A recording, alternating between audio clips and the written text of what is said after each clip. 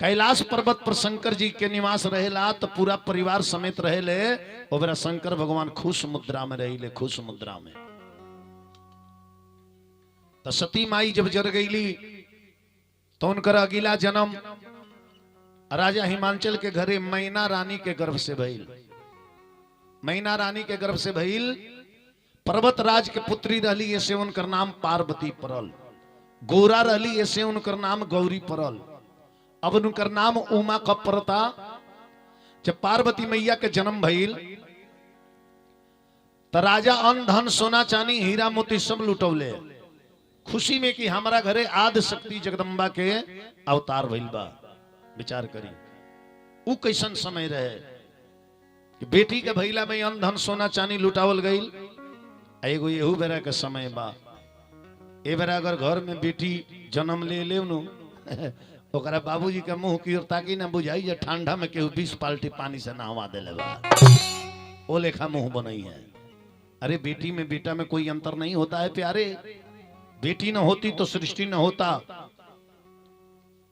मैया पार्वती के अवतार भइली समाचार के जानल नारद बाबा। नारद बाबा राजा हिमांचल के दरबार में आईनी। राजा हिमांचल नारद बाबा से कनी कि नारद बाबा तनी हमरा बेटी के हस्तरेखा देखल जाओ। नारद बाबा हस्तरेखा देखनी तो कनी कि राजा इनका के तू साधारण बेटी मत समझियो, ये आदि शक्ति जगदम्बा है।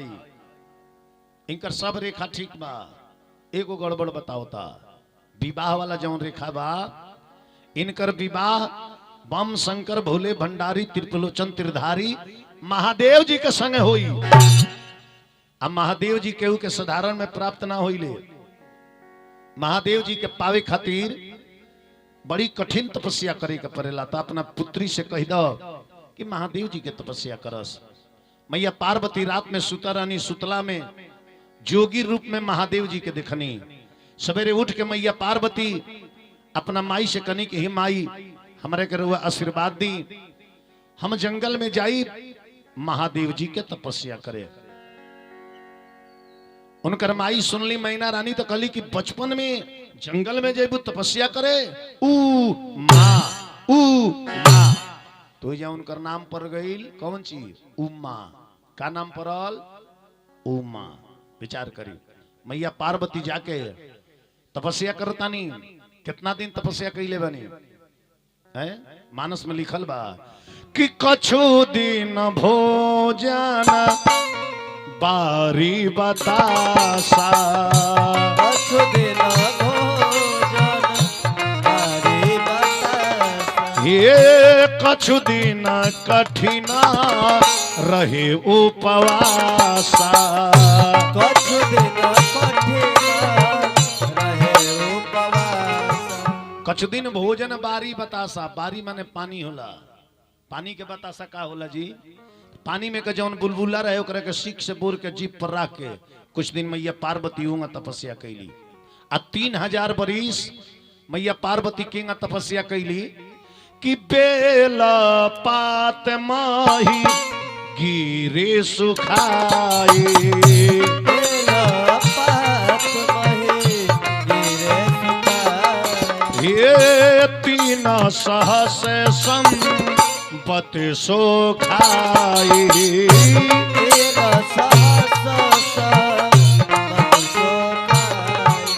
3000 बरिस एगो बेल के पत्ता चबा के मैया पार्वती तपस्या के लिए शंकर जी के। व्रत के मतलब का होला? त्योहार के मतलब का होला? व्रत के मतलब ये होला जो अन्न पानी छोड़ दी या दिन भर खटिया पर पटाई रही। ना ना ना ना ना, व्रत का मतलब वो नहीं होता है।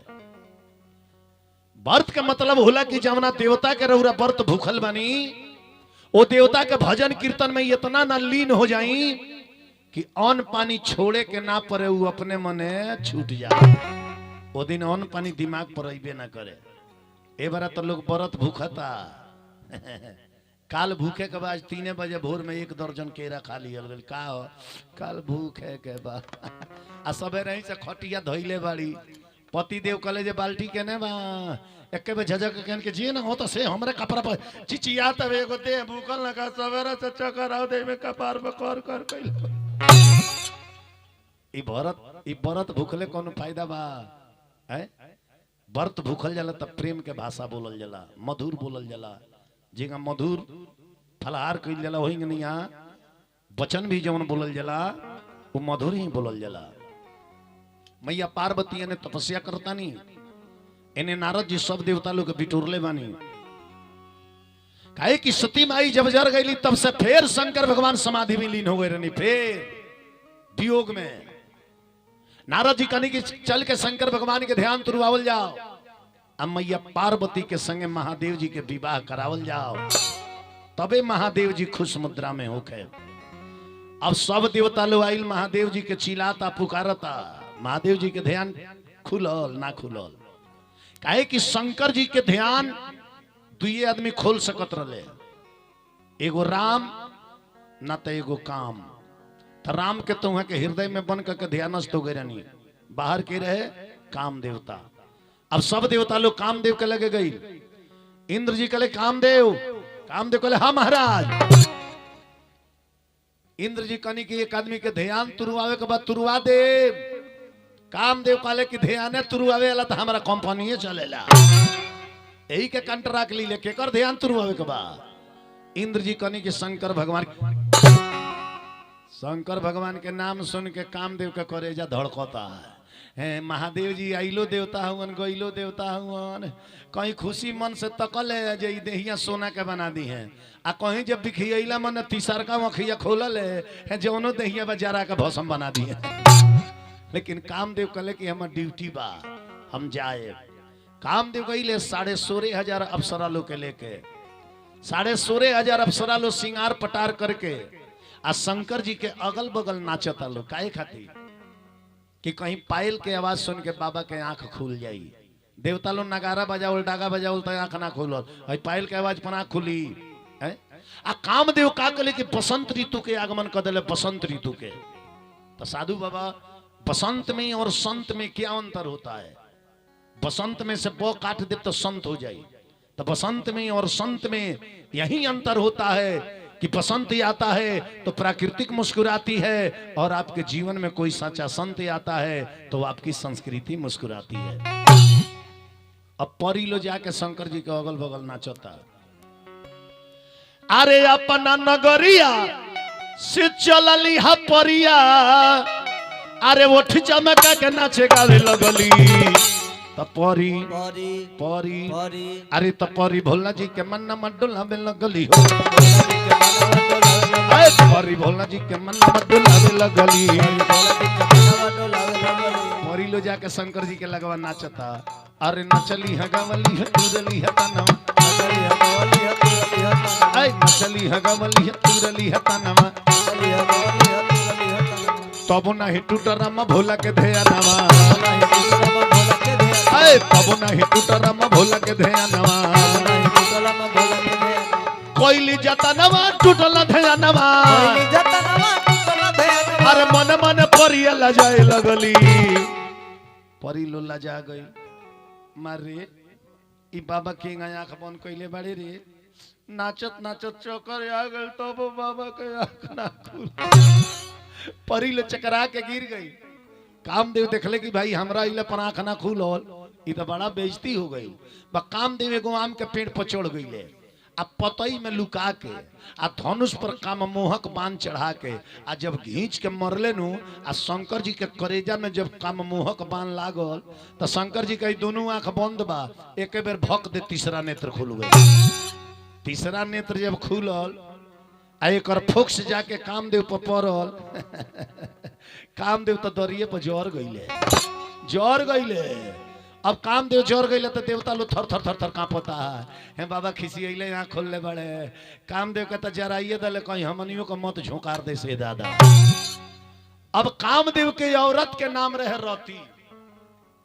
कामदेव के औरत के नाम रहे रति उ आके लगली रोवे शंकर जी के लगे महादेव जी प्रसन्न होई अरे रौरा दरबार में सभे अपन सुहाग मांगे आवेला हमार सुहाग रौरा दरबार में अले तो साफा फाइनल कर दहनी एकदम फाइनल प्रसन्न हुई तो देवता हो के तो शंकर जी नियर ना खिसियाते देरी ना मानते देरी। हाँ जेंगा हमरा में होई बड़े खाना बनावे में लेट होला तो रजाई ओढ़ के सूत चले अजू ना खाए बिना खइले प्रोग्राम होई आ जहां सब्जी छमकनी ओकर तड़का लागल टप दे उठ के बढ़िया ले। हाँ आदमी हो के तो ऐसा आ ना अगर तरकारी छौके तो 11 बजे दिन ले सुतले रह जाइए। प्रेम से बोली वृंदावन बिहारी लाल की जय। अब देखी शंकर जी कनी की जा रती तारा पति से भेंट हुई लेकिन अभी ना जब द्वापर युग आई आ कृष्ण के अवतार हुई इरौरा कथा सुने के मिली 10वें स्कंद में जब हम जाई तो कथा रुआ सुने के मिली तो शंकर जी कनी के उहे कामदेव कृष्ण के पुत्र रूप में जन्म ली है जहां उनका नाम प्रदुमन परी प्रदुमन परी। शंकर जी बतौले बनी कि जब जदुवंशा कृष्ण अवतारा जब जदुवंशा ये हो ही धरनी धारा महामही भारा हो ही धरनी धारा महामही भारा कि कृष्ण तनया हो ही पति तोरा कृष्ण तनया होई पति तोरा ये बचनयन था हो ही न मोरा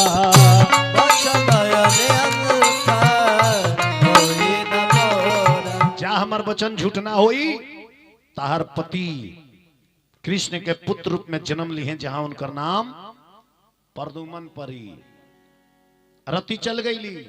अब देवता लोग में मीटिंग चलता कि शंकर जी के लगे जाई के तो सब लोग इंद्र जी के खोदता जाई रघुवन देवता लोग के राजा हई अगुवान बनी जाई। इंद्र जी कहले कि हम ना जाए दादा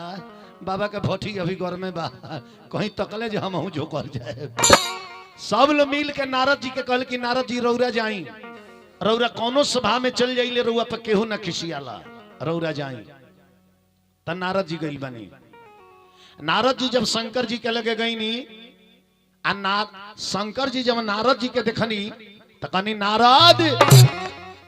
तू हे जा का करे आइल बड़ो। नारद कहनी कि बाबा हम ही नहीं आइल पूरा देवता लोग के डिपाटे आइल बा। शंकर जी कहनी देवता लोग के डिपाट आइल बा उ काहे खातिर। नारद जी कहनी के बाबा हमनी के रउआ भलाई खातिर आइल बानी सन। शंकर जी कहनी है पूरा संसार के भलाई हम करीले हमारा भलाई खातिर देवता लोग आइल बा ई कौन भलाई हो। तेजा नारद जी कहनी कि यही खातिर आइल बानी सन अरे हमनी के बनी सन बाराती ए बाबा रौरा दुल्हा बनी अरे हमनी के बनी सन बाराती रौरा दुल्हा बनी एहो बाबा दुल्हा बनी एहो बाबा दुल्हा बनी एहो बाबा दुल्हा बनी एहो बाबा दुल्हा बनी त देखी के जुड़ाई सब कर छाती रौरा दुल्हा बनी देखी के जुड़ाई सब कर छाती रौरा दुल्हा बनी।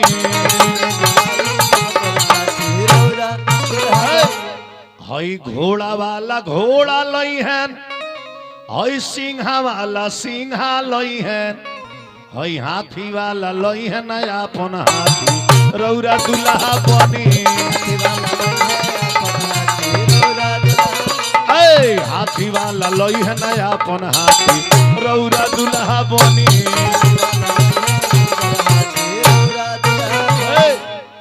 शंकर जी कनी की हमार बियाह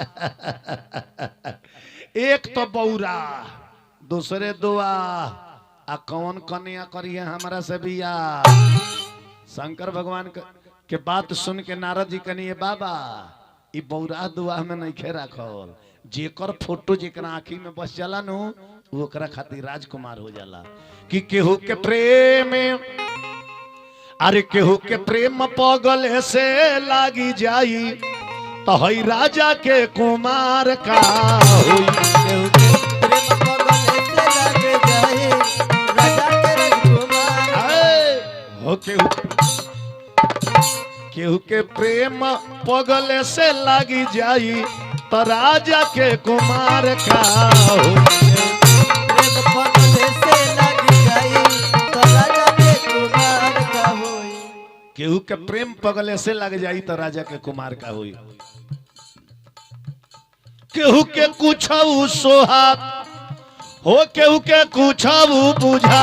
केहू के कुछ सोहात केहू के कुछ बुझा केहू के कुछ सोहात हो केहू के कुछ बुझात। और रउए लो बताई सूखल भात बिना घोटल घोटाई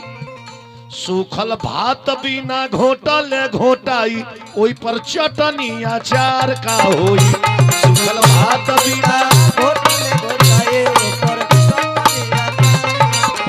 सूखल भात बिना घोटल घोटाई ओई पर चटनी अचार का होई। घोटले घोटाए ऊपर चटनी अचार का होई। प्रेम से बोली शंकर भगवान की जय। नारद जी कहनी की रौरा खातिर रौरा के पति रूप में पावे खातिर राजा हिमांचल के पुत्री मैया पार्वती एक गुड़ पर खड़ा होके बहुत दिन से तपस्या करत रही पति रूप में पावे खातिर। शंकर जी कहनी ठीक बा बियाह होई लेकिन है नारद के कहला पना होई। काहे बड़ा ही लवर सटर बतियावेले हां का जाने कहीं वो लड़की दूसरा के खातिर तपस्या करत होके आ तले इनकरा चढ़ावला पर दुल्हा बन के हम चल जाई परीक्षावन का पहले गोधन कुटावन दुआरे पर हो जाई। इससे पहले वो लड़की के परीक्षा लियाई जो केकरा खातिर तपस्या करतारी है केकरा खातिर तपस्या करतारी। तो शंकर जी 7 गो सप्तऋषि लोग के भेजले बानी 7 गो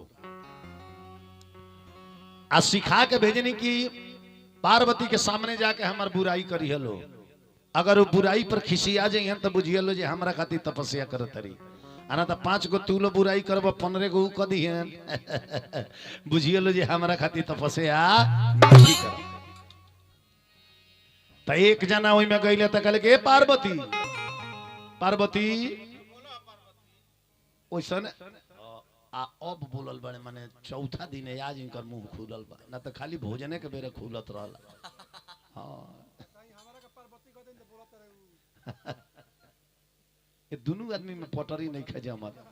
आ जगले में ना सुतलो में पटरी नहीं खजा मत। एक आदमी के जवाब एक आदमी सुतलो में देता था वो ध्यान दिया तो कहता नहीं कि ऐसन बर खाती अरे वैसन बर खाती तब तू अनेर करे लू वैसन बर खाती जेकरा खातिर तपस्या करत तारू ओकर घर दुआर देखले बड़ू। अरे जेकरा जे घर वो दुआर नहीं बा जेकरा जे घर वो दुआर नहीं बा भांग बुझेलू अरे भांग छोड़ी दोसर भंडार नहीं बा।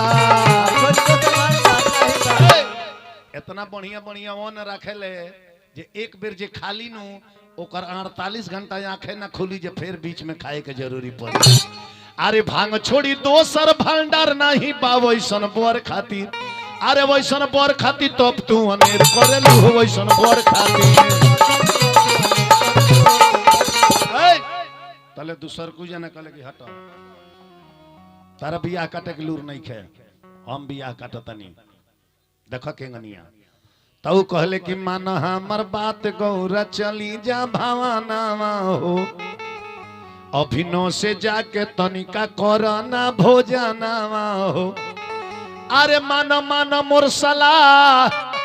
तू तो मत कर बियाह ना तो जिंदगी तहर हो जाई तबाहवा हो। तू जान मिल तार सुंदर दुल्हावा बरवा तहार बौरावा हो। तू जान मिल तार सुंदर दुल्हावा बरवा तहार बौरावा तू जान मिल तार सुंदर दुल्हावा बरवा तहार बौरावा हो। तू जान मिल तार सुंदर दुल्हावा बरवा तोहार बौरावा हो। अब यो दुल्हा के देखले नहीं खुनू आए नहीं खुनू देखले कि गोरदन में सांप अरे बाप रे बाप तो नागो रखेले जहरीला हो गरम में साप आए बाप रे बापू जहरीला हो। अरे गोरदन में सांप अरे बाप रे बाप तो नागो रखेले जहरीला हो अरे करबू बियाह गौरा हो खबू तबाह तू तो साचे बतिया कहिला हो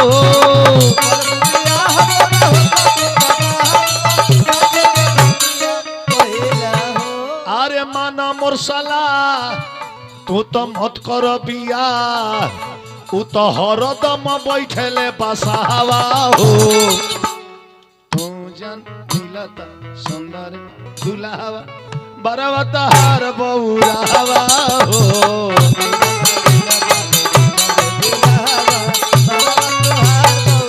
अरे तू जन मिलता रे सुंदर दुल्हावा बरवा तोहार बौरावा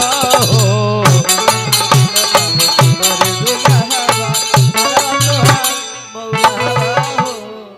मैया पार्वती सुनली तो कहली कि अरे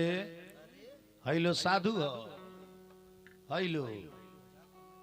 आ साधु कहीं शंकर जी के बुराई करेला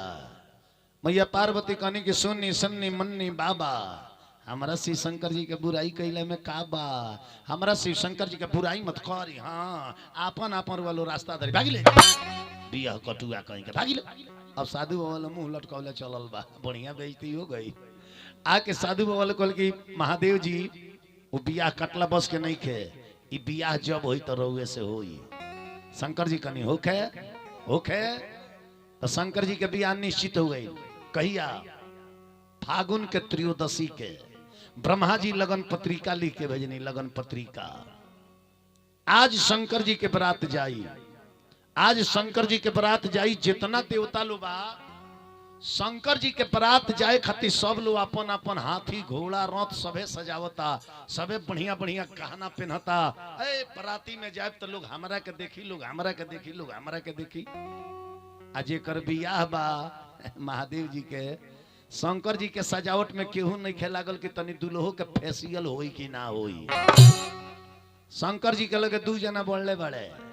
शंकर जी के लगे जेकर बियाह बा ओकर लगे दुइये जना बाड़े एगो भृंगी जे बानर हो एगो नंदी जे बैल हो देख लिए जेकर बियाह बा ओकरा लगे एगो बानर एगो बैल दुइये जना बाड़े आ देवता लोग के बाराती लोग के खूब सजावट होता आ दुल्हा के सजावट के फेर में केहू नहीं के भृंगी जिन रहले बनरू कहले बाबा बियाह बा राउर सजावट होता देवता लोग के आ रौरा मेकअप के तो फेर में केहू लागले नहीं के कि तनी हल्को फुल्का होई कि ना होई ए महाराज रउआ कहती तो रउआ के हमनिए के बानर और बोयल दू जना मिल के याह न सजा देती सन जे ओई जा देखनिहार के धरनिहार लगते जे हट अब मन देखा हो गई शंकर जी कहनी कि का करे के बस सजाइए ना दलू सजा दलू अब रउए लो बताई ये पंचे जेकरा के एगो बोयल एगो बानर दू जना मिल के सजाई है आ दुल्हा बनई है कितना देखनऊ के दुल्हा बनई है अब रउए लो विचार कहली जौन भिरिंगी रहले बनरू दौड़ल दौड़ल गईले एगो मोटका अजगर सांप घींच के लिए जाटा में लपेट दहले कहले कि छतर मरले रही आ तब कहले महादेव जी हई देखे इमरजेंसी में मऊर कैसन कहा मऊर शंकर जी कहने की तब मऊर बाजे सटी ओकर कौर लग जाई हो फिर भिरिंगी दौड़ल दौड़ल गईले आ दू गो बिछी पकड़ के लिए आ दोनों कानवा में लटका दहले कहले बाबा इमरजेंसी में हई कुंडल कैसन कहा कुंडल शंकर जी कनी तो कुंडल बा जे लोढ़ा लेके परिचय आई उहर काहे रही कि कहीं कुंडलवा में हाथ मत सट जाइए दादा ना तो देहिया गिन गिना जाए अब साहब बैल का कहले जे दौड़ल दौड़ल गईले आ मरघट में से जरल चीता के राखी उठा के लिए आ शंकर जी के भर दे पोत के उजरे उजर भभुक्का बना दले कहले जे देखी तो तनी है पानी में देखी तो पानी में ताकी तो सजावट में कनियो कमी नहीं खेनु जब शंकर जी वो खतरनाक सजावट अपन देखनी पानी में ठठा मार के हंसनी हाँ तो गजब सजौल देवता लोग सोचता बाराती में जाए तो लोग हमरा के देखी हम सुंदर लागे, हम सुंदर लागे, हमरा के लोग देखी, लेकिन तू लोग ऐसा ना हमरा के सजा देले बड़ो। ओ जा गोइला के बाद केहू के केहू ना देखी, सब लोग हमरे के देखी। हाँ अरे कोनो बारात में सबे कोट पैंट टाइए अलहुक है, केहू से केहू कम नहीं के, केहू की केहू ना ताकी। आ वही में एगो फाटल कुर्ता पैजामा ला ढुक जाई, सारा कोट पैंट ला ओकरे और तकी है। ई कौन हो जे वीआईपी मंडली में ढुकल बा? विचार करिए। अब शंकर जी के सजावट हो गई। एजा लिखल बा कि सी वही शंभुगण करही सिंगारा। तिवारी जी, सी वही शंभुगण करही सिंगारा। सिंगारा काहे लिखा गई? सिंगार नु लिखे के चाहिए जी, सिंगारा काहे लिखा गई? तो सिंगारा काहे न लिखाई जी? हेतनी भर लेके डिजाइन से कइल जाला, ओकर नु नाम सिंगार हो। अब केहू जाके कजराउटा में मुंह में डुबा दे तो सिंगारा भइल कि ना भइल है? विचार करी। ए बेरा का माई बहन लोग सिंगार करता, पहले का बुढ़िया लोग सिंगारा करत रहला। ए बेरा इतना ना एसीएल फेसियल चलल बा। अगर 9:30 बजे ट्रेन बा, अब मलकाइन के कह दीजिए हो 9:30 बजे ट्रेन बा, तो 7:30 बजे से लगी है ना मेकअप करे। मेकअप करत करत ट्रेन पास हो जाई धीरे से, 10:30 बजे लेकर मेकअपे होत रह जाई। अब पहले के बुढ़िया शॉर्टकट में सिंगार करत रही है। जा बुढ़ियो घास पीटत तारी, बुढ़ियो कहें का हो मेला ना चलल जाई, कहें बक काहे ना चलल जाई जी, रही आवत नहीं। घरे जाइए, हाथ धोइए, गोड़ धोइए, एक पसर पाउडर लेकर भर मुँह पोत ली है, एक बेर काजरौटा में अंगूठा डुबई है ना, दोनों बगल लेकर अंगूठा से काजर खींच ली है। जब अंगूठा से काजर करिए तो बुझाई कि केहू के खेत रजिस्ट्री भइल बा, आँखिए पर ठेपा दिया बा। विचार करिए। अब देखी शंकर जी के सजावट हो गई।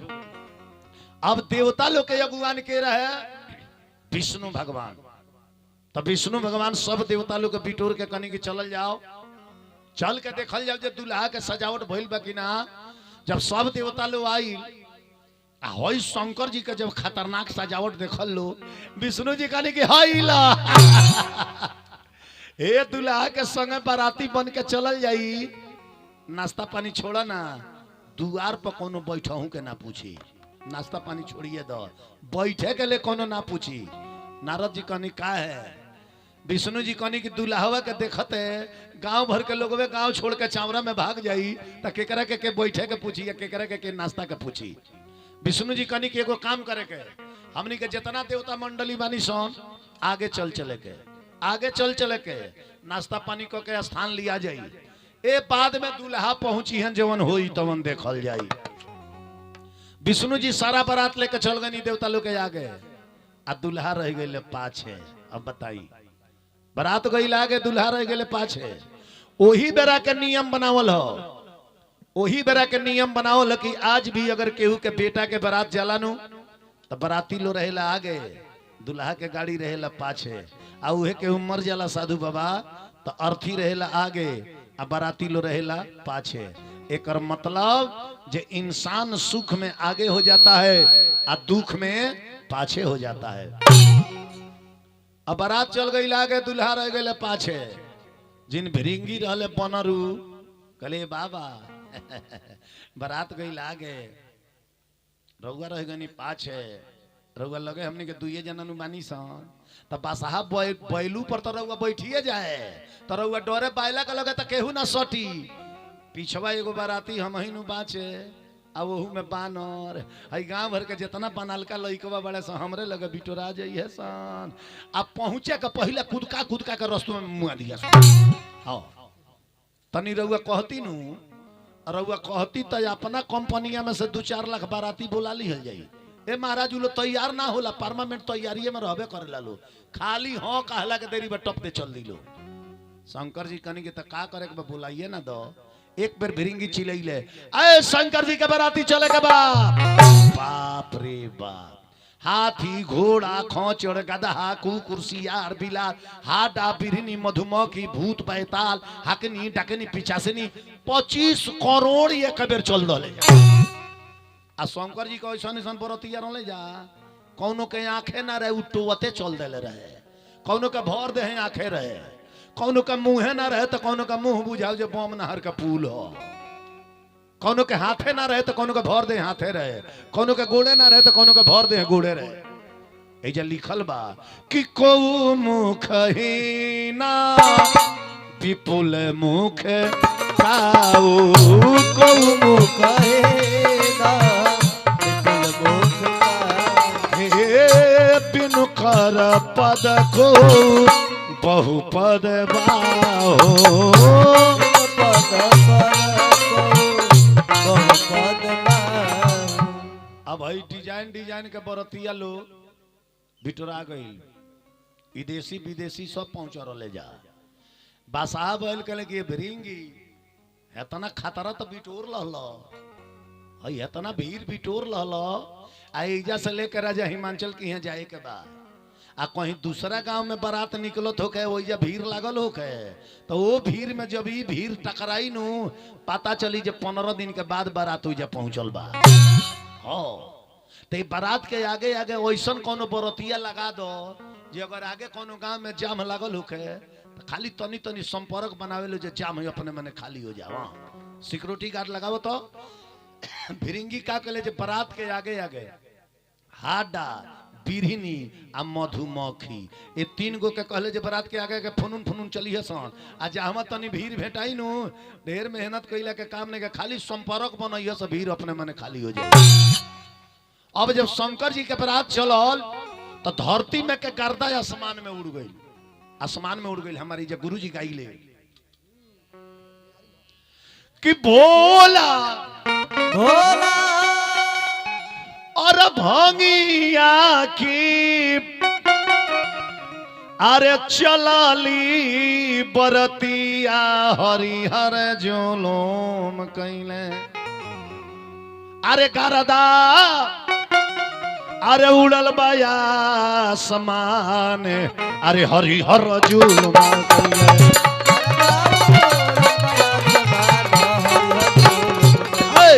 भोला यार भंगिया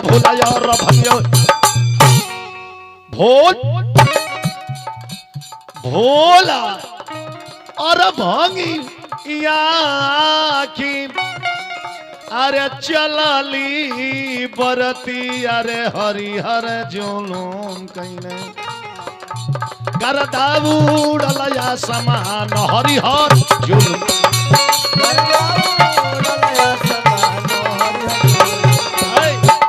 यही बतिया कर उत्तर प्रदेश में बिरहिया भाई लो बिरहा में गावेला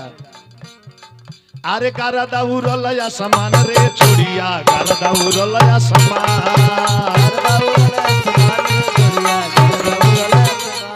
यही गीतिया का माई बहन झूमर में गावेला अब गरदा उड़लया समान खेलब हरी झूमरी अब गरदा उड़लया समान खेलब हरी झूमरी जब आसमान में गर्दा उड़ल तो आगे जवन गांव पड़ल आगे वो गांव भर के लोग अपना अपना घर से निकल के रोड पर आ गए रोड पर रे है ना सब तूफान आवता का आ गांव भर के लोग अपना अपना घर से निकल के रोड पर आ गई रोड पर हे मान के जाम लग गई तले तो हाडा बिरनी मधुमक्खी पहुंचल नु बाड़ी सन अरे मधुमक्खिया जकरा के काट लसन उलो धरतिया पर लोटा के देहिया मैठेलो लोटा के जब लोटा के देहिया मैठेलो नु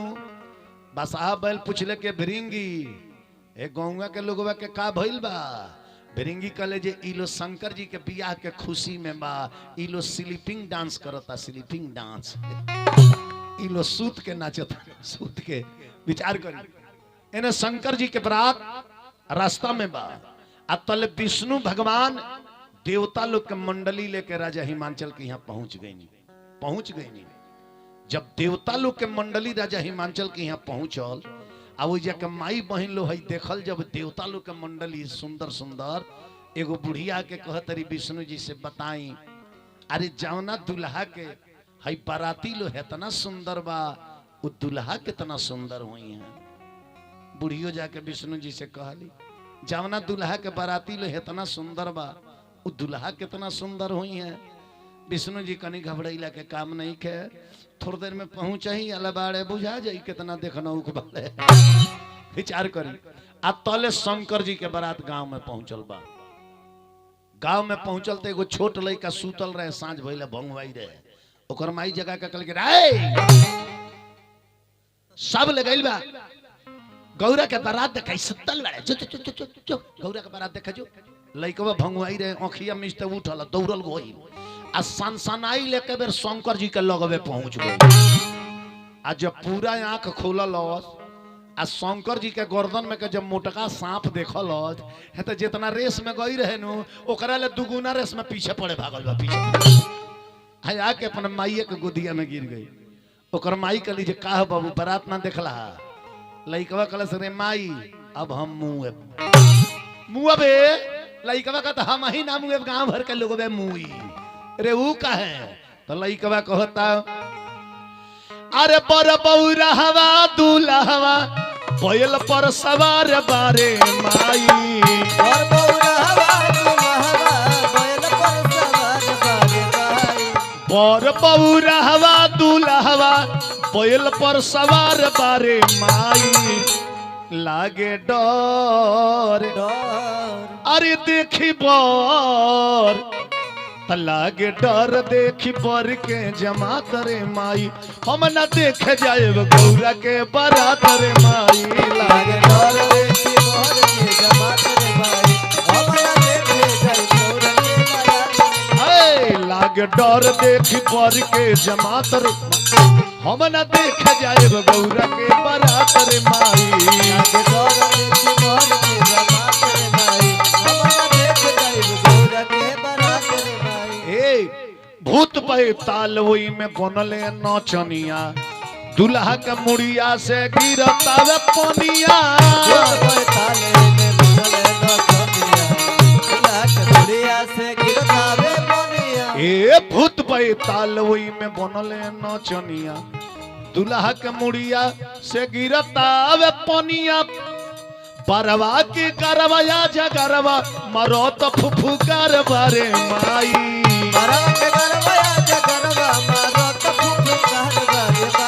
अरे परवा की करवाया जगरवा मरो तो फुफुकार बारे माई लागे डर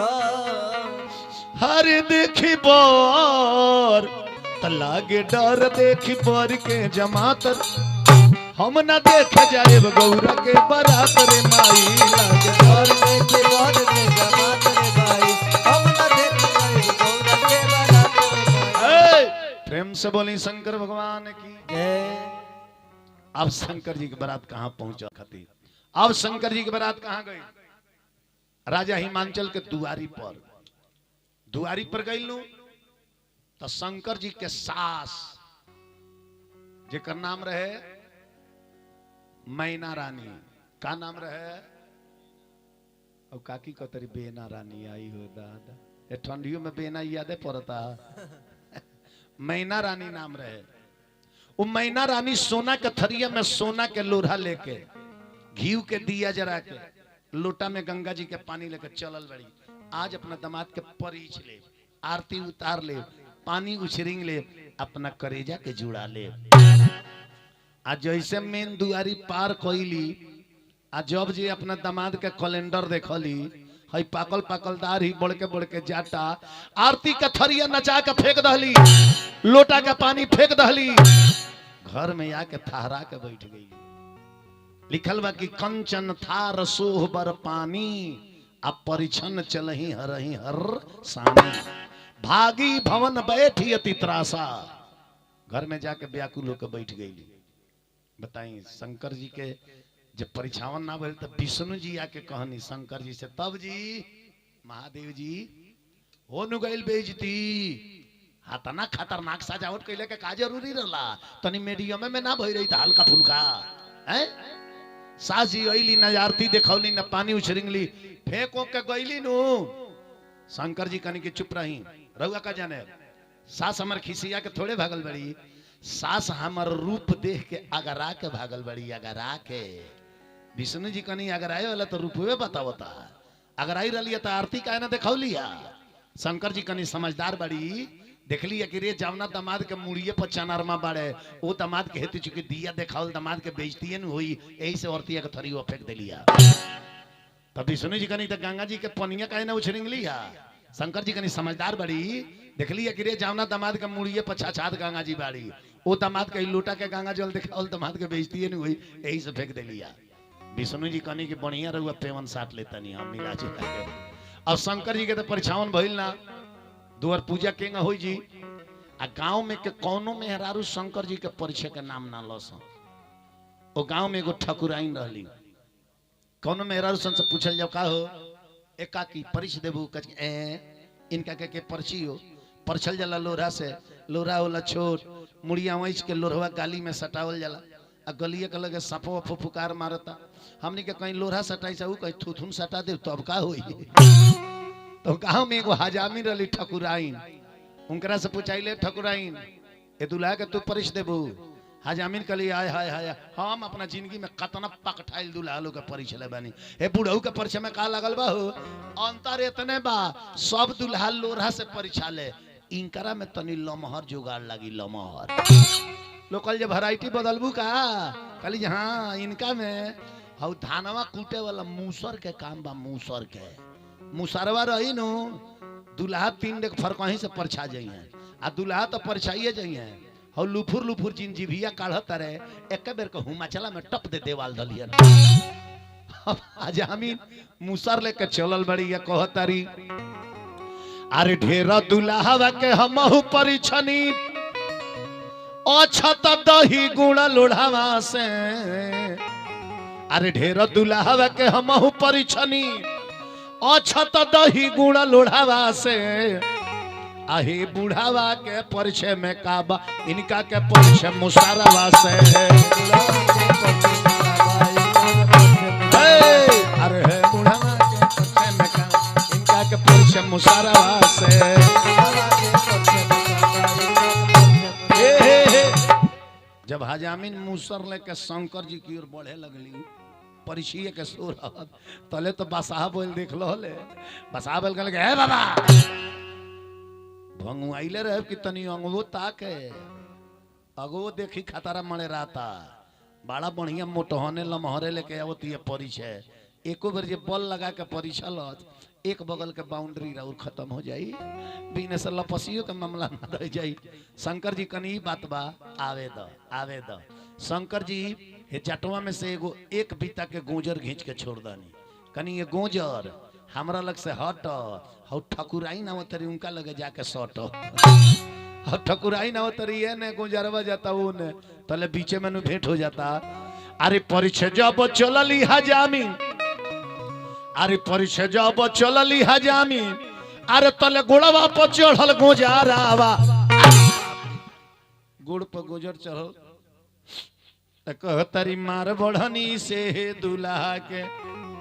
दुल्हा उनके पीपत हमारे काली सांप गुजर के डरामा लेके अरे मार बढ़नी से दुल्हा के आ फेंकी के भागल मुसारा अरे मार बढ़नी से दुल्हा फेंकी के भागल मुसारा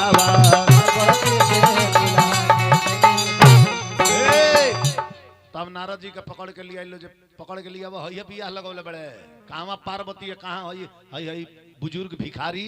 हैं नारद जी जाके मैना रानी के समझौनी लिखल बा कि तब नारद सबही समझावा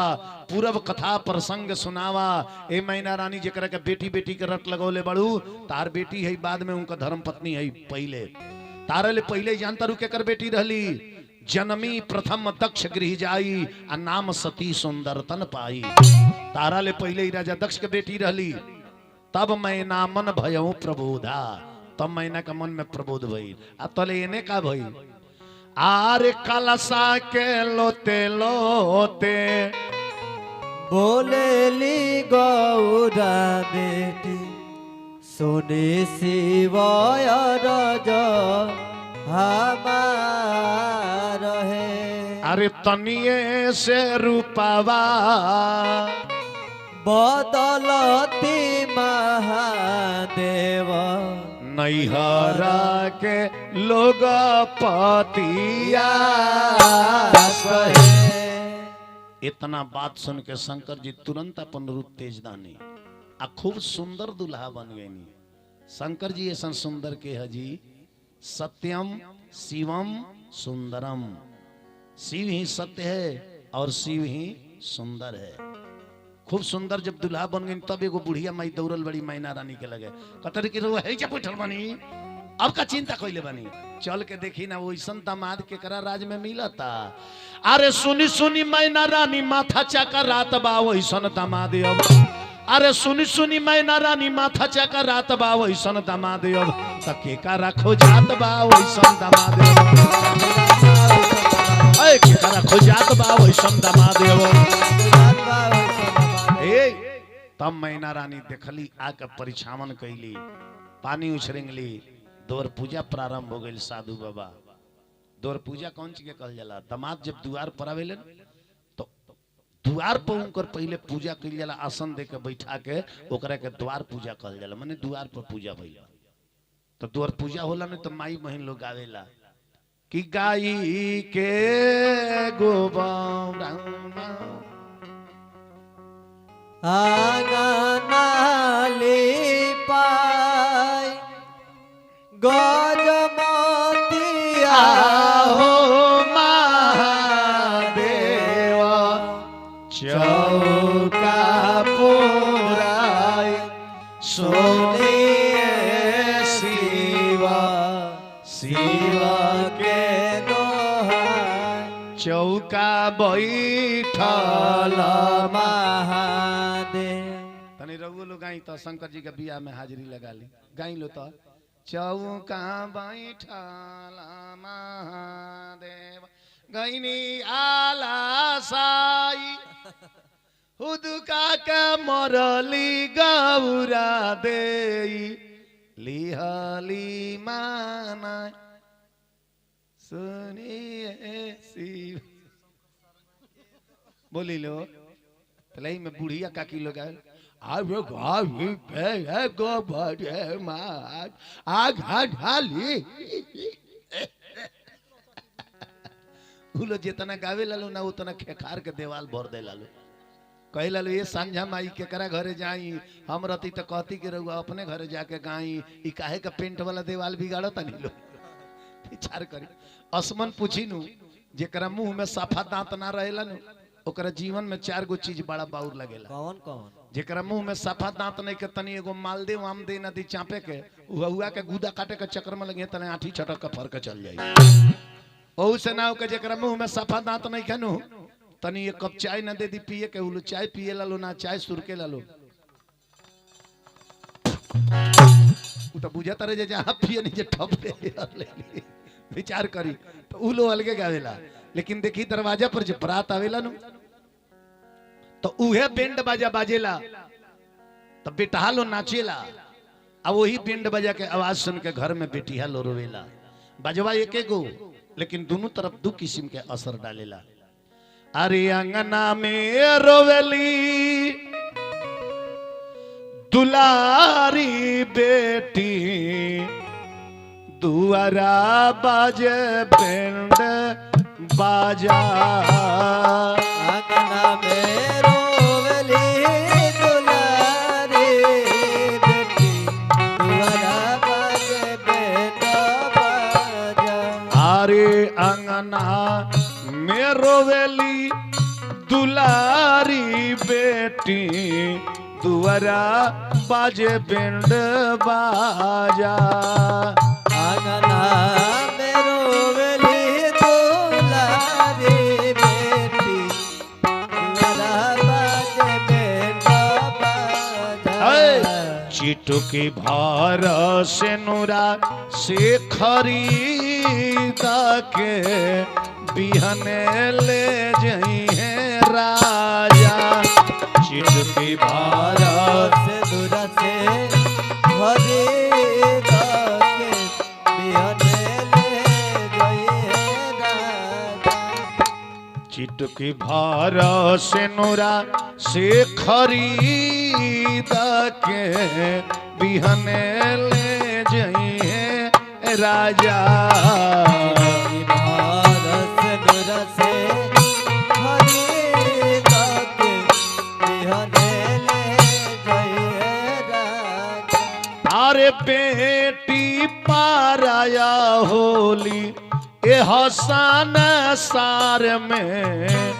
माई बाप रोवेला ममता के प्यार में बेटी पाराया होली ए हसन सार में माई बाप रोवेला ममता के प्यार में अरे बेटी पाराया होली ए हसन सार में माई बाप रोवेला ममता के प्यार में रोई भौ जैया रोई है माई नु हो बंद करी तारावाजा रोई बहु जइया रोई है माई नु बंद करी दारावाजा अरे चिटके भार से नुरा से खरीद के बिहने ले जई है राजा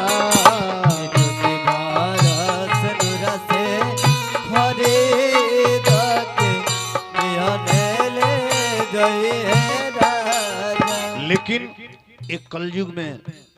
ये दहेज के दुनिया में हम कहिले दहेज के दुनिया में आरे का कही धियावारे अपना नसीब के कब मती जन्म लीहा घर में गरीब के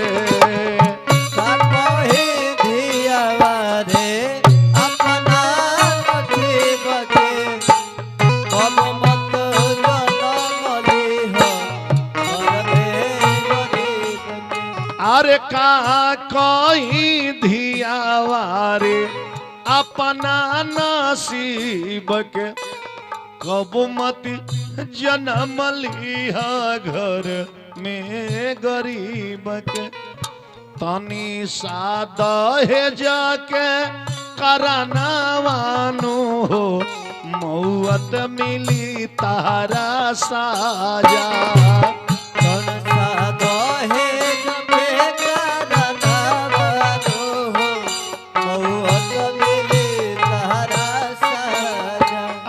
चिटकी भारा से नुरा से खरीद के एक दिन ले जाई है राजा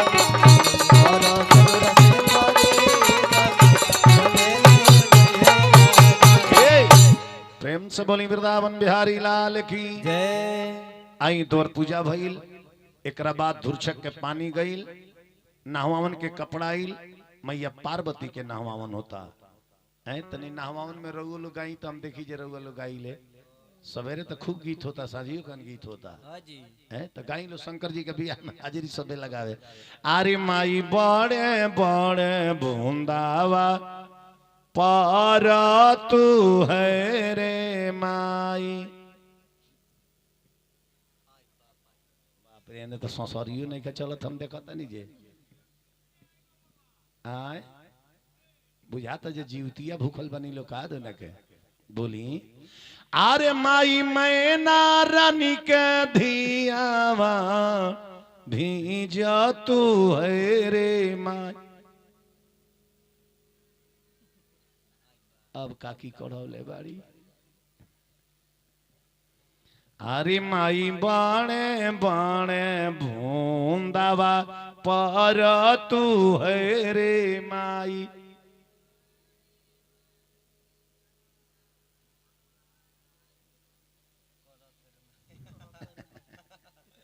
जानता नहीं काकी के देख के हमारा बात याद पड़ता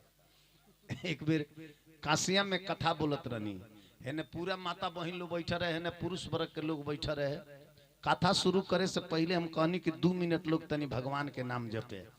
कि सीताराम सीताराम सीताराम सीताराम सीताराम अय सीताराम सीताराम सीताराम सीताराम ओई में सब लोग सीताराम सीताराम बोले एक जानी काकी ना बोलस चुपचाप मुंह में ढांप के बैठा रही बगलवा में एक जानी रही सब लोग सीताराम बोलता तू काहे न गाओ उ कहतरी केंगा गाई हो जो नामवा धरे के बन उ हमारा घर चंपवा के पापा के नाम होते आ हिंदू धर्म में अपना मर्द के नाम नानू धइल जाला तो कहली जे कुछ कह ना तो हलचल बाबा बोले लगी तो सब लोग आवता सीताराम सीताराम सीताराम सीताराम आउ खड़ा होके गावता चंपावा के पापा चंपावा के पापा चंपावा के पापा। हम कहनी ये माता जी कौन भजन है कहली जे उहे नु है जब रउआ गावता नहीं। हम कहनी एकर मतलब जे रउआ पति के नाम सीताराम हो यही से रउआ नाम नहीं की दरद। प्रेम से बोली वृंदावन बिहारी लाल की जय। मैया पार्वती के नहवावन भइल नोह कटाइल आ यही जन नह छुआ होता जाना के नाम हो इमली घोटावन। 3 गो शब्द वे बा ई मी ली ई मी ली 3 गो शब्द बानु आ भाई 3 गो चीज हुई लेके आवेले एगो साड़ी 1 लोटा पानी आ 51 गो रुपया। कहले बहिन कितनो गरीब हो जाए तो कह हमरा दरवाजा पर अबू नु तो 1 लोटा पानी एगो साड़ी 51 गो टेम्पू भाड़ा ई मी ली एकरा से बेसी मंगबू तो ई हो ना मी ली। विचार करी अब सब ये जानता कि माई बेटी के दूध के रिश्ता होला आ दूध में खटाई डाल दे तो दूध फाट जाई तो काहे खटाई के पतई कटावल जाला। आम के डंटी लड़की 5 हली काट के हाथवा पे उगील देली माई मुंह में डाल देली मामा पानी पिया देले कहा इमली घोटा गइल तो काहे खटाई के पतई काहे कटावल जाला काहे न केरा के पतई कटा दिया जाला। यो तो सुबह है खटाई के पतई ऐसे कटावल जाला कि मामा आके वो दूध के रिश्ता में खटाई डाल के दूध के रिश्ता फाड़े ले कहले कि बहन आज से दूध के रिश्ता फाड़ के बांट दो कहे कि आज ले बबनी के तू 1 गो माई रहलू हा आज से बबनी के 2 गो माई होता रही एगो तू एगो ससुरा में आमा जी कबो तारा टीवी हुई तो दौड़ के एने वही कबो आमा जी का दामा हुई तो दौड़ के होने जाइए तो तू अपन ममता बांट दो यही जा नहछुआ होता आ इतना लो बैठल बा आज मैया पार्वती के देखत नहीं नहछुआ में के हाजिरी लगावता। अरे चल सखिया हो चल सखिया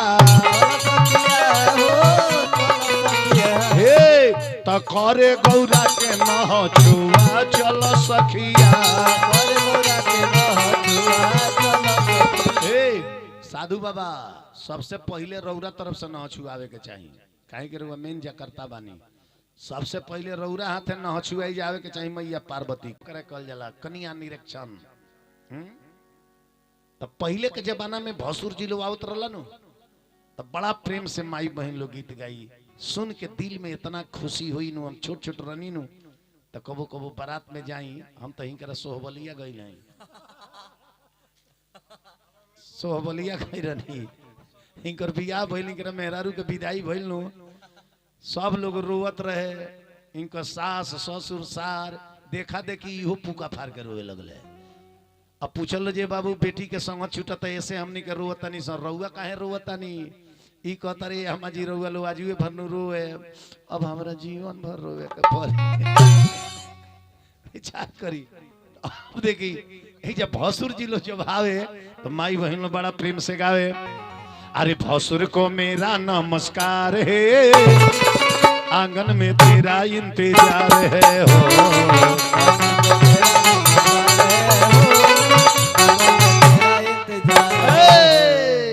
भसुर को मेरा नमस्कार है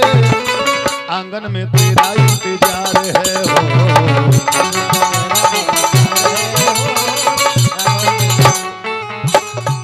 भसुर के मेरा नमस्कार है आंगन में तेरा इंतजार है कितना प्रिय गीत बा है। अब ए बेरा का गावत ले बेरा का जमाना में डिजिटल दुनिया में जाइन एगो संगतिया के बराती आ गई गोरखपुर संजोग बस हमरा के गुरु हथनिया में बुला ले गए हम जात ना रहनी आज जैसे जाके अभी बैठे के काम लगाओ तनी तले माइको में जानता नहीं का गाओ तलो अरे भसुर जी के बांधल जाई पागा से अब तम उठ के खड़ा हो गनी कनी के जैसे होटल के ठीक बा गाओ तलो कि भसुर जी के बांधल जाई पागा से अब भसुर जी आइल बड़े गदहा से भसुर जी के भसुर जी के बांधल जाई पागा से भसुर जी आइल बड़े गदहा से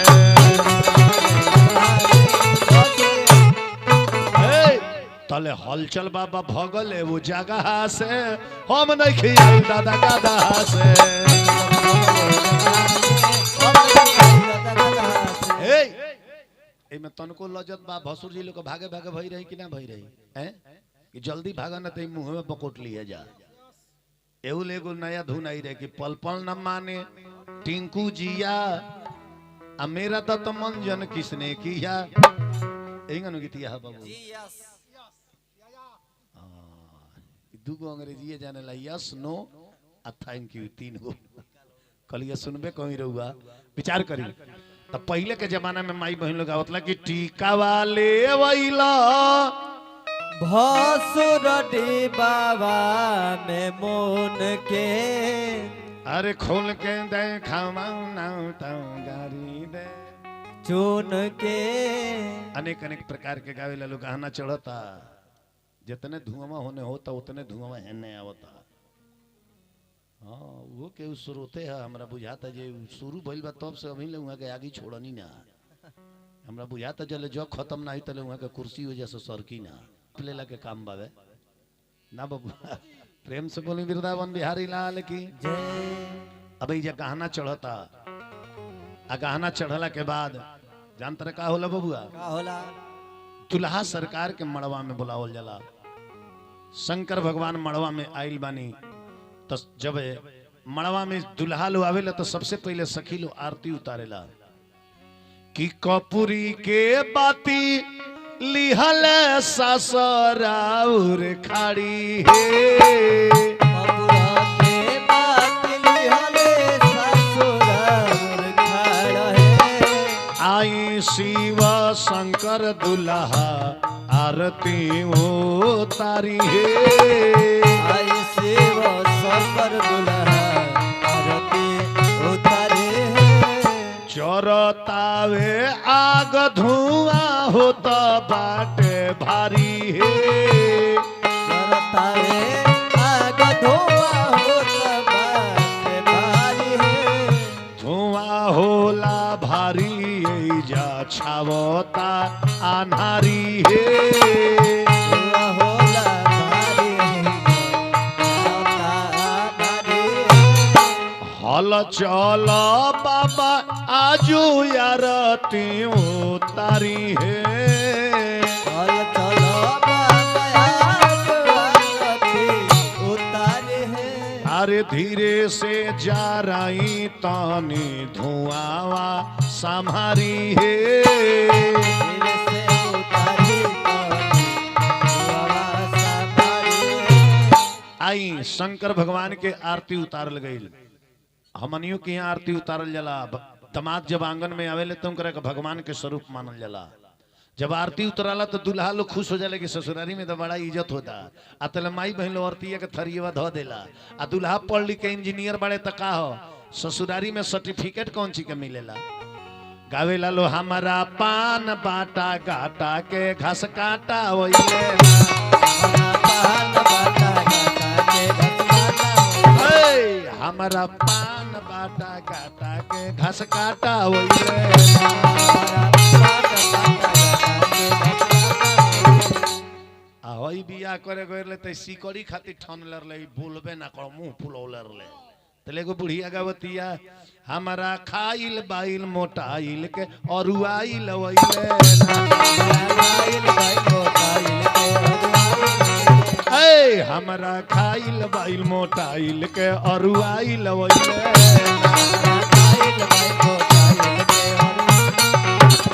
तले बुढ़िया का किलो के गोल पहुंच जाला ई लो बड़ा पर्दा में गावेला पहले के बुढ़िया लो साधु बाबा पहले के बुढ़िया का किलो केहू के शादी बियाह में चाउर बीने जाई लो आटा चले जाई लो तब मुड़ी पर लुगा ध के आ सूप में चाउर ले ली लो देखी के कड़ी बीनी लो कौन गीत गाई लो किनी मिया की डारी मैया लावेली लो रामा की झूली झूली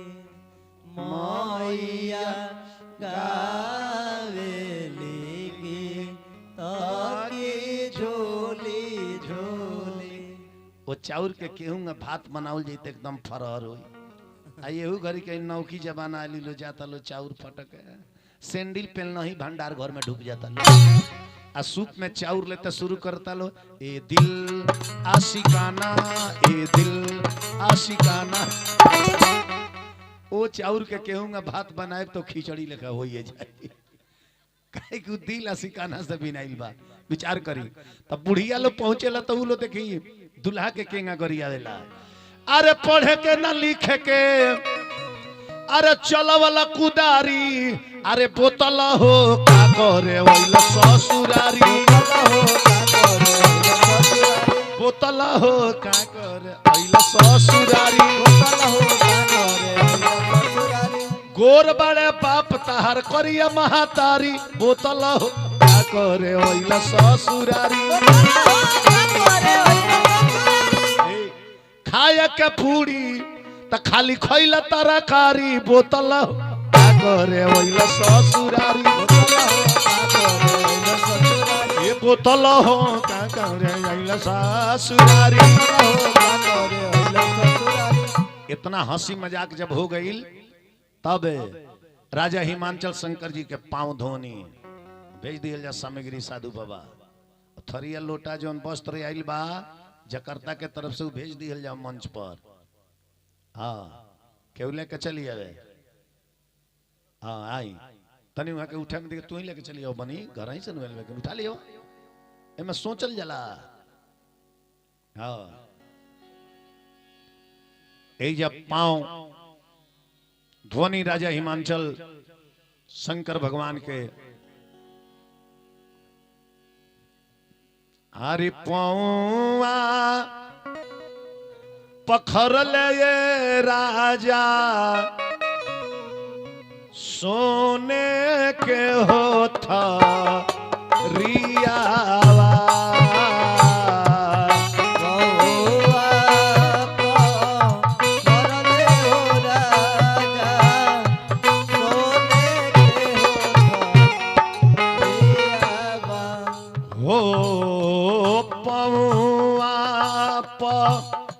खरले हो राजा सोने के हो था रियावा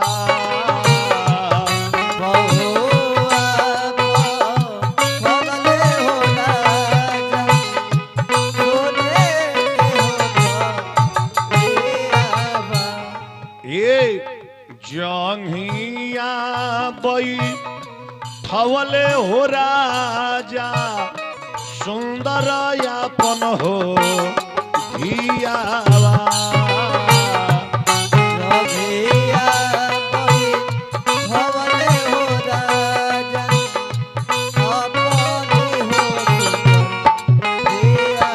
आई मैया पार्वती के एक कन्यादान में जकर्ता माली की तरफ से दिखी हई वस्त्र साड़ी आइल सीधा आइल हई पांव पखारे खातिर थाली लोटा स्वरूप गिलास आइल हम भगवान से प्रार्थना करब ए जकर्ता मालिक के समस्त परिवार में मंगल ही मंगल होखे भगवान सबके सद्बुद्धि देश सभे सुखी संपन्न रहे यह महादेव जी से कृपा करब जंघिया बई थवले ये राजा सुंदर यापन हो धियावा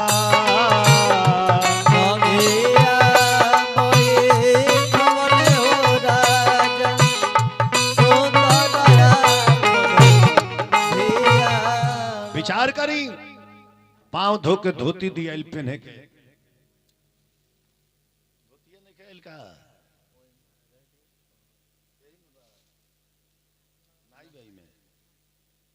प्रेम से बोली वृंदावन बिहारी लाल की जय।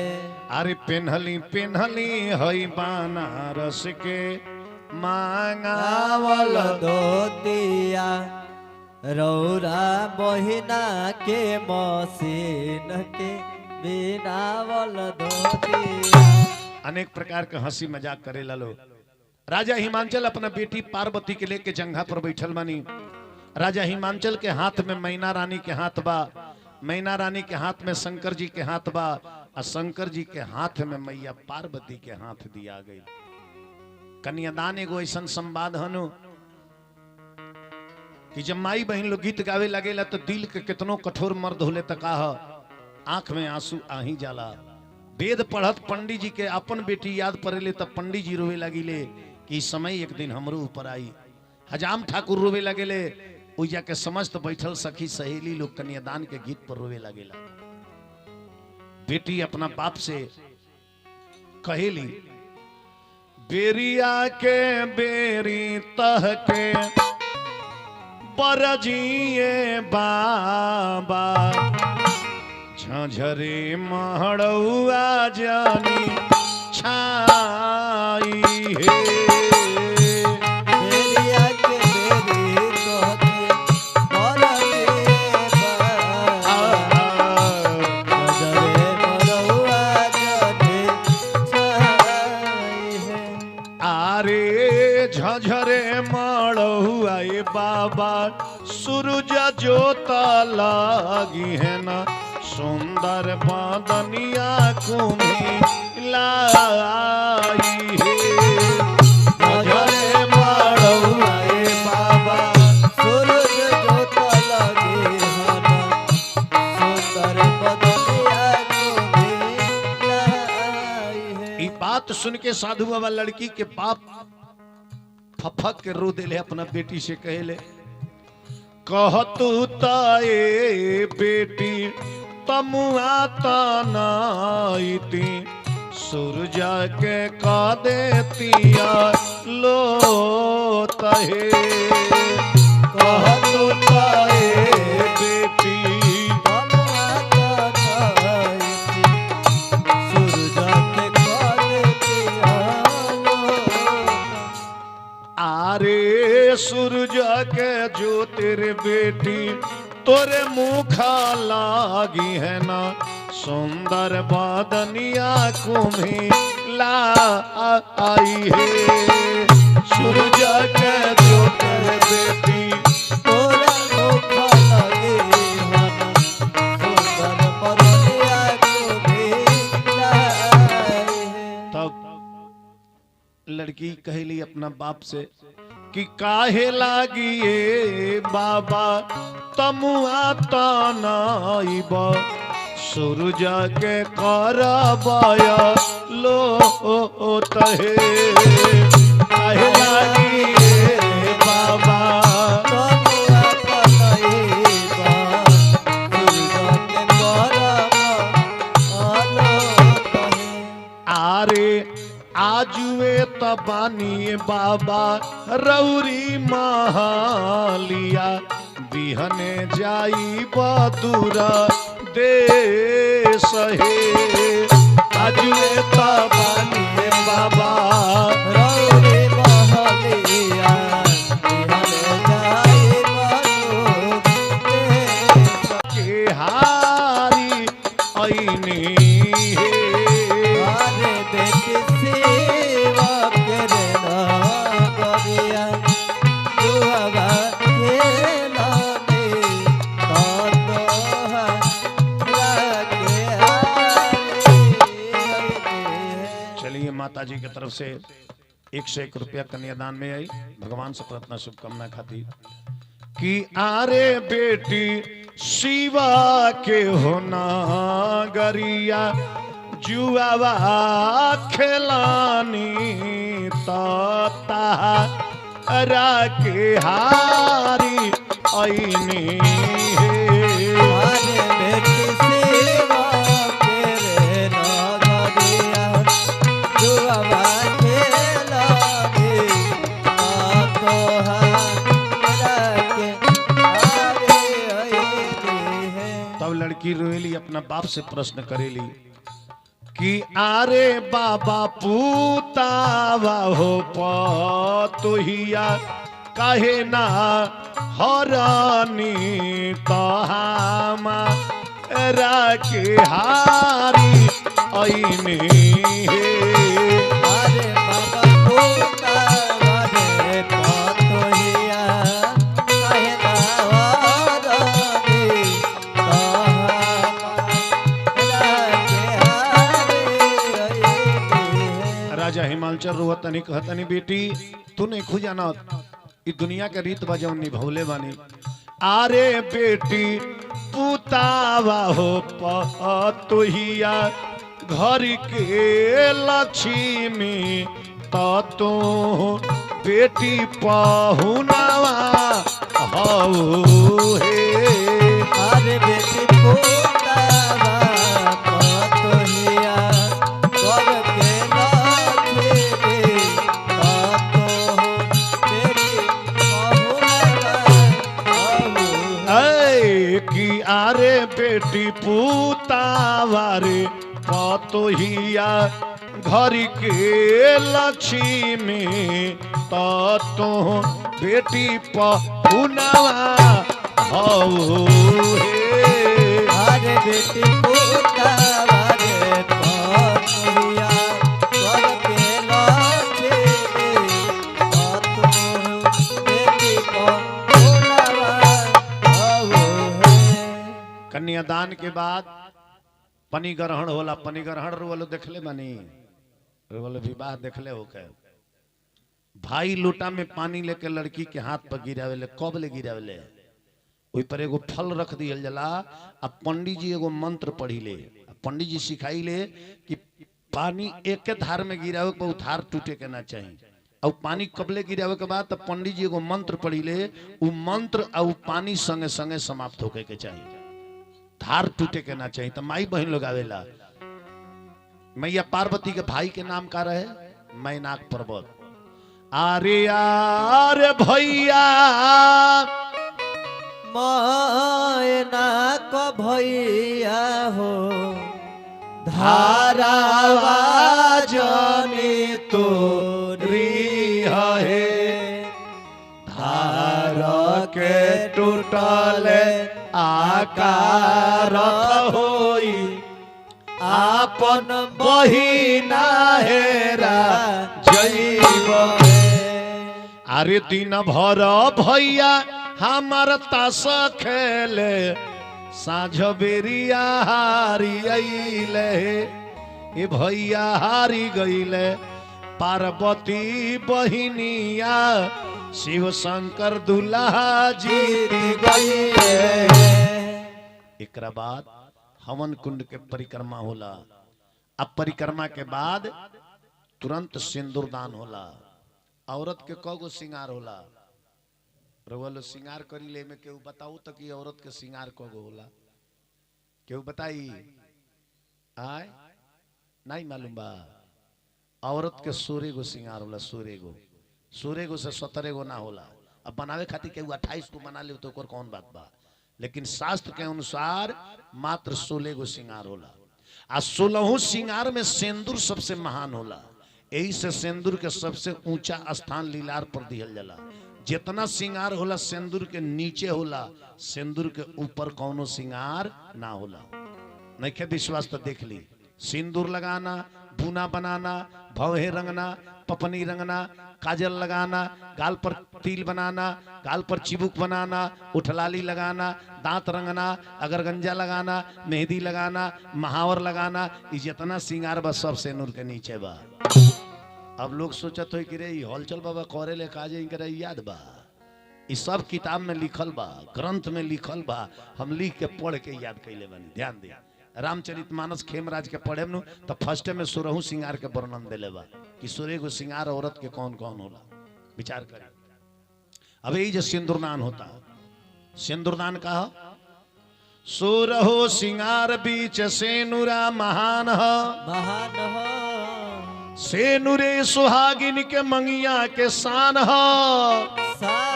हो जैसे सिवाति बुंद पपिहा के प्राण प्राण हो आ सेंदूरे से सुहागिन के जिंदगी जवान सेंदूरे महान कहत बेदवा पुराण पुराण हो जैसे सिवाति बुंद पपिहा के प्राण प्राण हो कहेले हलचल बाबा बेंदुआर में गाके कि पत्नी खातिर कर पति भगवान समझ आई ला कुछ बंकुल बाबा 16 श्रृंगार के नाम याद कैले रही। केहू पूछी तो बताए कौनो जरूरी नहीं है मैंने ढोलक बजाओ छूट जाए तो मूंगफली बेच के काम चल जाए जरा संगे रह जाला ओकर गुण कुछ लेबे के चाहिए ना बबुआ प्रेम से बोली वृंदावन बिहारी लाल की जय। पहले पहले यहाँ के गैर नहीं दिली हमनी के संगे अच्छा जी। अब बुझी जे यहाँ के कबू है टोटी वाला पानी देखले ना रहनी जौन खोल के गिरावल जाला तो साझी खन जाई सन नहाई सन यहाँ के सोचनी जे भाई बढ़िया बाई एक बेर ओढ़ दी जाता इमे से पानी गिरे लागता ई बढ़िया बा तले चले के बेरा उ टंकी में के पानी उड़ा गई रहे तो यहाँ के कहनी जे सब है सब की न तली की एकरा के हम जरूर ले चले कावे काहे कि खोल दिया जाता टप दे पानी गिरता आ यहाँ के ई नहीं के बुझात कि पानी गिरे वाला स्रोत तो टंकी में बा है तो यहाँ के टोटिए खोल के झोरी में लुकवा लानी लेके चल दानी आ टंकी में के पानी उड़ा के खोल के लेके झोरी में चल दानी ट्रेन में एनी सन तो भइल जे दिल्ली के काका पहचान के किनल हा हई कहते रहे जे हम दुगो शर्ट किन ले बानी हई कहते रहे जे हम गांधी स्मारक पर जाके एगो कुर्ता पजामा एगो जूता किननी है 60 रुपया में 3 जोड़ा ना बबुआ तो यहाँ के कहते नहीं भाई केहू कुछ किन ले तो का हो हम जवन ले आइल मनी बिना पैसा के नु केहू ना ले आइल होई भाई तू का ले आइल बड़ा तो हम तो उ ले आइल में जे जीवन भर है आराम से नहाए हम कहे का वो पानी के टैंकर ना बुकिंग कइला कहते ना हमरा चुप रही चली हम उन्हें देखाएम ना तो पकड़ा जाए ने देख लिए सब घर वाला गनी सन तो आधा रास्ता में वनी से तब यहाँ के झोरी में से निकाल के देखा देखी हई है केंगा खोलत रही से तो पानी गिर जात रहुए हर और ना तो एक के खोल दिहल जाई पानी गिरी खूब नहाइल जाई रहुए साफा खत्म है पानी अरे टोटिया में से पानी थोड़े गिरे तो पानी टंकी में से आवता रहुआ आज ले आँखी ना देख नहीं का तो कहतर जे भाई हम जानी कि टोटिए में से पानी आवता ऐसा ऐसा लोग होला प्रेम से बोली वृंदावन बिहारी लाल की और सिंदूरदान होता सभे ताली बजा के गावे अरे सुने के सीन हो रवाली हले शिव दुल्हा खाड़े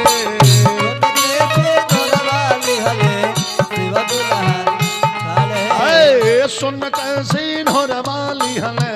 शिव दुल्हा खाड़े धीरे से सिनुरा कोइनी गौरा जी के मांग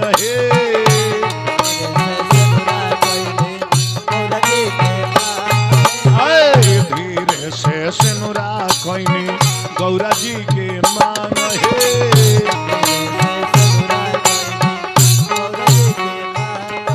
ये चिटुकी से नुरवा दुल्हा जीवन के आधार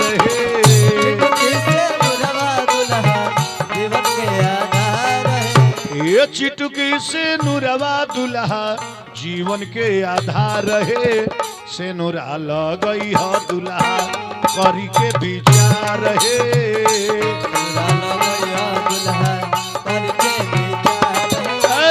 से नुरा लगई है दुल्हा करी के विचार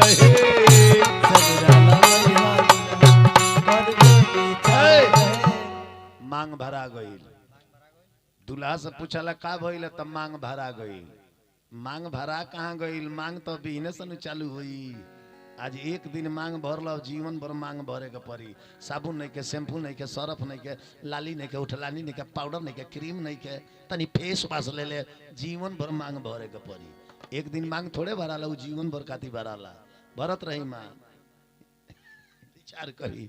तो देखी एक बाद दुल्हा दुल्हन लोग कहाँ जाला कोहबर में ओकरा के लोग कहला कोहबर हम ओकर नाम दिले कुहबर बर लोग के खूब कुआई होला वही में तू हमारे दामाद का कहीं नहीं खुद दिले तेरा दामाद के ही में केहू नहीं आवता हई तो बियाह करे करले तेकरा पीठिए में सुगा घोंप देलरली 12 बजे समियाना में बात गई विचार करी तो कोहबर में दुल्हा दुल्हन ले जाला त माई बहन लगावेला अरे कोहबर के बोरिया हो कोहबर के बोरिया अरे चलो चलो दुल्हा दुल्हन कोहबर के बोरिया चलो चलो दुल्हा दुल्हन कोहबर के बोरिया जब दुल्हा दुल्हन लोग कोहबर में जाला नु दुल्हा के जौन छोट छोट साली लो होला छोट छोट साली लो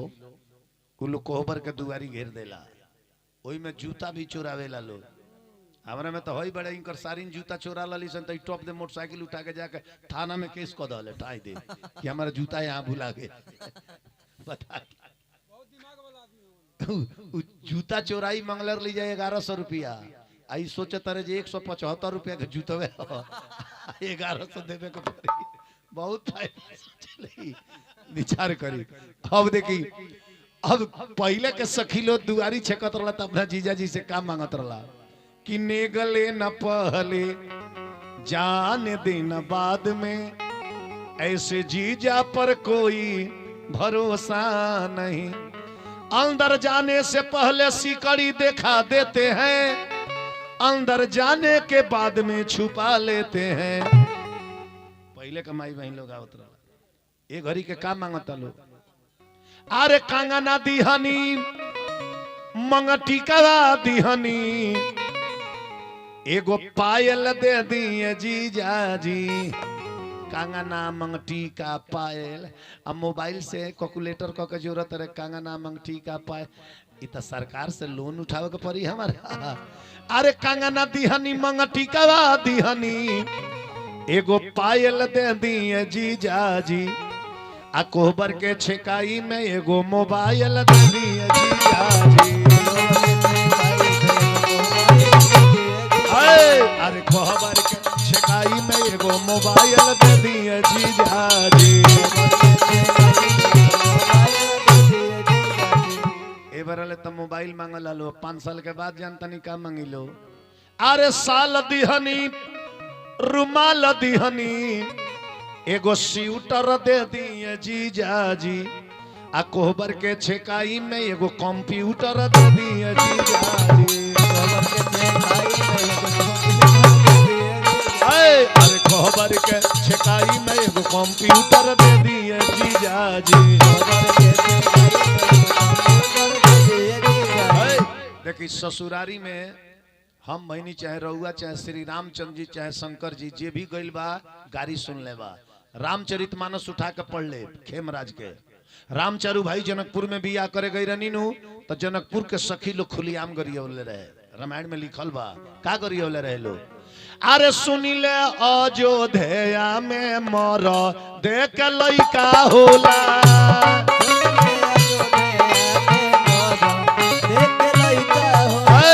सुनी ले अयोध्या में मर देख लइका होला। कादो ना नइखी उनका माई जी। कादो ना नइखी उनका माई। ई गीत सुन के लक्ष्मण जी आग बबूला हो गईले। ई कौन गीत हो? अयोध्या में मरद का लइका होला। भगवान राम कनी जे शांत रह ससुरारी कहिलो आ नाजायज नहीं खेलो कहत अपने खानदान में एगो राजा का पेट से लइका भई रहे। तो लक्ष्मण जी कहले कि सखी लो अयोध्या में तो मरद के लइका होला आ जनकपुर में का होला। अरे परती पारात ज्योति बेटी जानमावे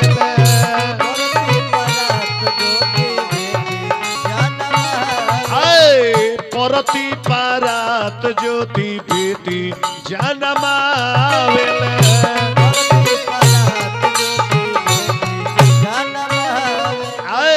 काहे इतना करेलू बड़ाई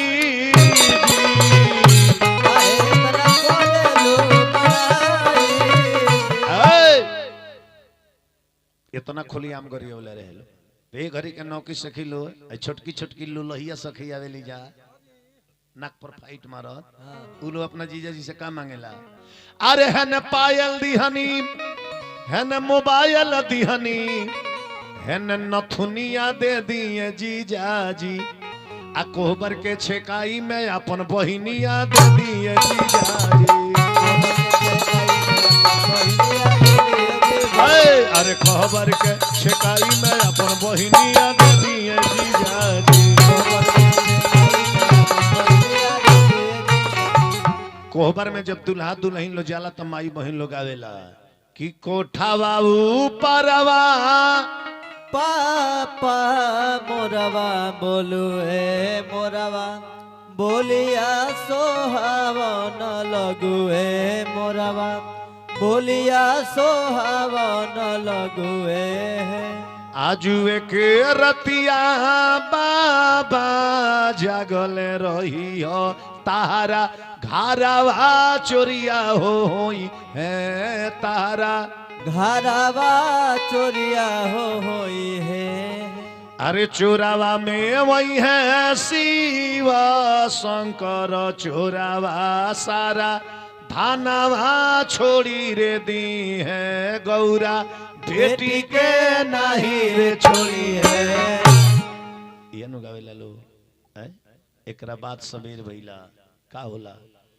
अब धीरे धीरे सब कर दे ठंडाए लागल हमार तो हाथवा बुझाता जे में बीछी मार देले बिया गिनगिनाता